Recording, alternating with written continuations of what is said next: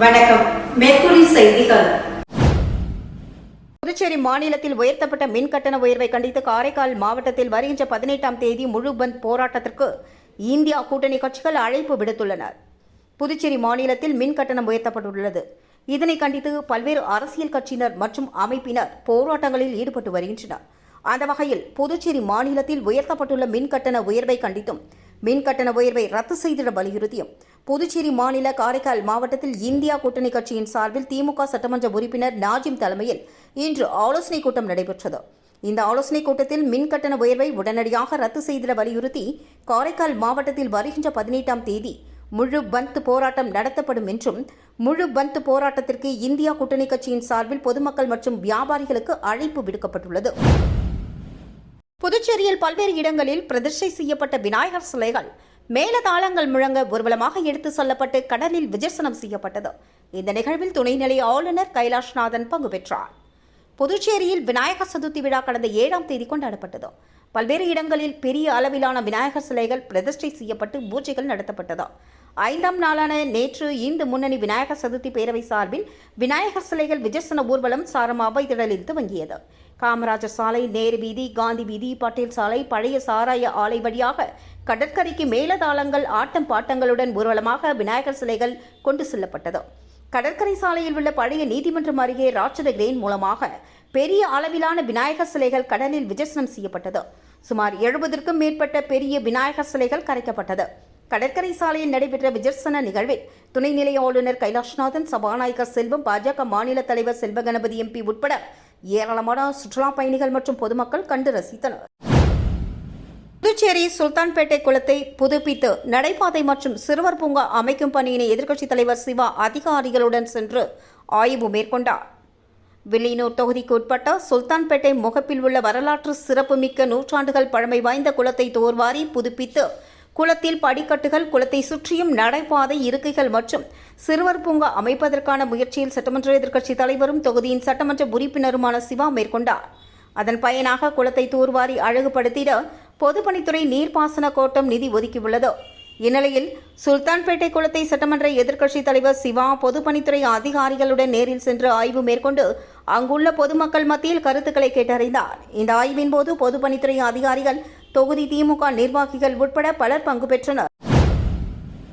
புதுச்சேரிக்கு சுற்றுலா வந்த நேபாளத்தை சேர்ந்த சுற்றுலா பயணி ஆட்டோவில் தவறவிட்ட விலையுயர்ந்த ஆப்பிள் செல்போனை ஆட்டோ ஓட்டுநர்கள் அவர் புறப்பட்டு சென்ற பேருந்தை தேடி கண்டுபிடித்து ஒப்படைத்த சம்பவம் நெகிழ்ச்சியை ஏற்படுத்தியுள்ளது.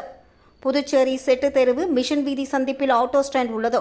இங்குள்ள ஓட்டுநர் சீனிவாசனின் ஆட்டோவில் வந்த நேபாளம் பகுதியைச் சேர்ந்த பெண் சுற்றுலா பயணி ஒருவர் தனது கையில் வைத்திருந்த ஆப்பிள் செல்போனை மறந்து போய் ஆட்டோவிலேயே விட்டுவிட்டு இறங்கி சென்றார். இந்நிலையில் தனது ஆட்டோவின் பின்னிருக்கையில் ஆப்பிள் செல்போன் இருப்பதை யதார்த்தமாக கவனித்த ஆட்டோ ஓட்டுநர் சீனிவாசன் உடனடியாக அந்த பயணியை இறக்கிவிட்ட தங்கும் விடுதிக்கு சென்றுள்ளார். ஆனால் அந்த சுற்றுலா பயணி அங்கு இல்லை. இதனையடுத்து தங்கும் விடுதியில் அவர் தந்திருந்த செல்போன் எண்களை தொடர்பு கொண்டு பேசிய சீனிவாசன் தனது ஆட்டோவில் ஆப்பிள் போனை விட்டு சென்ற விவரத்தை அந்த பெண்ணிடம் தெரிவித்துள்ளார். அதற்கு அந்த பெண் தான் ஊருக்கு புறப்பட்டு விட்டதாகவும் தான் பயணிக்கும் பேருந்து ECR சாலையில் சென்று கொண்டிருப்பதாகவும் தெரிவித்துள்ளார். இதையடுத்து ஆப்பிள் செல்போனை ஒப்படைக்க தான் வந்து கொண்டிருப்பதாக சீனிவாசன் தெரிவித்துள்ளார்.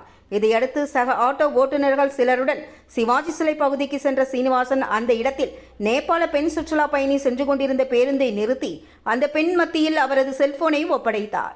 செல்போனை பெற்றுக்கொண்ட அந்த பெண் சீனிவாசனுக்கு நெஞ்சார நன்றியை தெரிவித்துவிட்டு புறப்பட்டு சென்றார். தற்பொழுது இந்த வீடியோ சமூக வலைதளங்களில் வைரலாகி பரவி வருகிறது.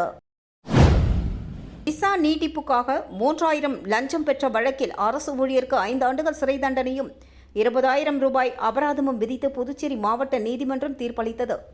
காரைக்காலை சேர்ந்தவர் தாந்தோம் பாஸ்கரன். இவரது தாய் முத்துலட்சுமி. இவர் பிரான்ஸ் குடியுரிமை பெற்றவர். கடந்த 2014ஆம் ஆண்டு முத்துலட்சுமி புதுவைக்கு வந்தார். அவரது விசா நீட்டிப்புக்காக தாந்தோம் பாஸ்கரன் புதுச்சேரியில் உள்ள மாநில உள்துறை அமைச்சக அலுவலகத்தில் விண்ணப்பித்திருந்தார்.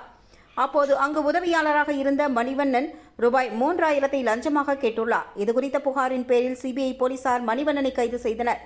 இந்த வழக்கு விசாரணை புதுச்சேரி மாவட்ட சிறப்பு நீதிமன்றத்தில் நடந்து வந்த நிலையில் விசாரணை முடிவுற்று குற்றம் சாட்டப்பட்ட மணிவண்ணனுக்கு 5 ஆண்டுகள் சிறை தண்டனை, 20,000 ரூபாய் அபராதம் விதித்து மாவட்ட தலைமை நீதிபதி சந்திரசேகரன் உத்தரவிட்டுள்ளார். மின்திரள் வரைநிலைக் கழகம் மூலமாக 2021-22ஆம் ஆண்டுக்கான அரசின் லாப ஈவுத்தொகை 6.90 கோடிக்கான காசோலையை முதல்வர் ரங்கசாமியிடம் அமைச்சர் நமச்சிவாயம் வழங்கினார். புதுச்சேரி மின்திரள் வரைநிலைக் கழகம் காரைக்காலில் உள்ளது. அங்கு கடந்த 1993 ஆண்டு முதல் எரிவாயு சூழலிலிருந்து 22.9 மெகாவாட் மின்சாரம், நீராவி சூழலிலிருந்து 9.6 மெகாவாட் மின்சாரம் என மொத்தம் 32.5 மெகாவாட் மின்சாரம் உற்பத்தி செய்யப்பட்டு வருகிறது. கடந்த 2021-22 ஆண்டில் ஈட்டிய லாபத்துக்கான ஈவுத்தொகை 6.90 கோடி ஆகும். அதற்கான காசோலையை முதல்வர் ரங்கசாமியிடம் மின்துறை அமைச்சர் நமச்சிவாயம் வழங்கினார்.